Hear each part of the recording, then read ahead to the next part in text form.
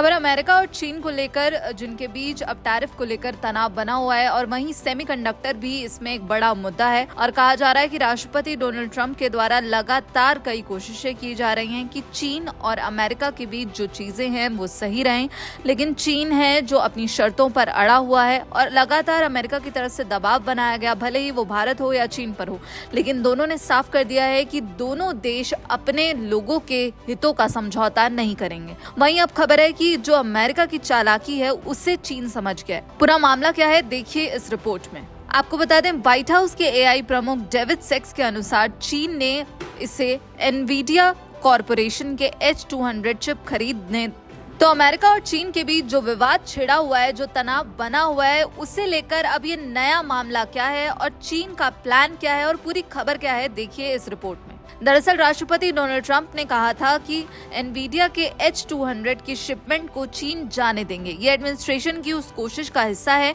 जिसे यहाँ पर व्हाइट हाउस के एआई प्रमुख डेविड सेक्स ने समर्थन दिया।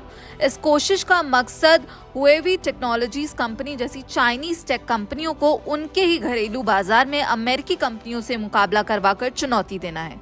सेक्स ने यहाँ पर यह संकेत दिया कि उन्हें इस बात पर पूरा यकीन नहीं है कि यह तरीका काम करेगा या नहीं। अब आपको बता दें कि ब्लूमबर्ग टेक की एक रिपोर्ट के अनुसार सेक्स के मुताबिक चीन अमेरिकी चिप्स को रिजेक्ट कर रहा है और इसका कारण ये है कि चीन सेमीकंडक्टर के मामले में आजादी चाहता है। अब मीडिया रिपोर्ट्स में ये दावा किया जा रहा है कि चीन एक लोकल अप्रूवल प्रोसेस के थ्रू चिप्स तक पहुंच को सीमित करने की तैयारी कर रहा है, जिसमें चीनी खरीदारों को अपनी खरीदारी को सही ठहराना होगा।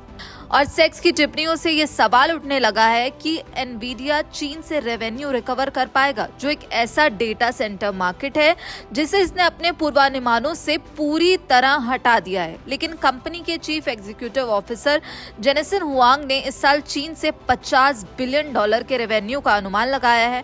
वहीं ब्लूमबर्ग इंटेलिजेंस के एनालिस्ट का यह अनुमान है कि चीन में जो सालाना H200 रेवेन्यू $10 बिलियन का अवसर हो सकता है, लेकिन तभी जब वह देश अमेरिकी फर्म की चिप्स को स्वीकार करे। और अब यहाँ पर लगातार ये सवाल उठ रहा है कि आखिर अमेरिकी टैक्स पेयर्स को कैसे अरबों डॉलर का नुकसान हुआ।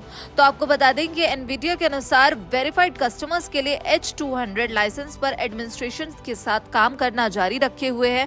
एनवीडिया के मुताबिक 3 साल के बहुत ज्यादा एक्सपोर्ट कंट्रोल ने अमेरिका के विदेशी कॉम्पिटिटर्स को बढ़ावा दिया और अमेरिकी टैक्स पेयर्स को यहाँ पर अरबों डॉलर का नुकसान झेलना पड़ा। वहीं मीडिया रिपोर्ट्स में यह भी कहा गया है कि चीनी दूतावास के प्रवक्ता लियू पेंग्यू के मुताबिक टेक्नोलॉजी और इकोनॉमी पर सहयोग चीन और अमेरिका दोनों के कॉमन इंटरेस्ट में है। वहीं H200 को लेकर सवाल उठ रहे हैं क्योंकि ट्रंप का ये कदम ऐसे समय में आया है जब अमेरिका में ही बहस चल रही है कि चीन को आखिर जो अत्याधुनिक तकनीक है वो कितनी खुलकर दी जानी चाहिए।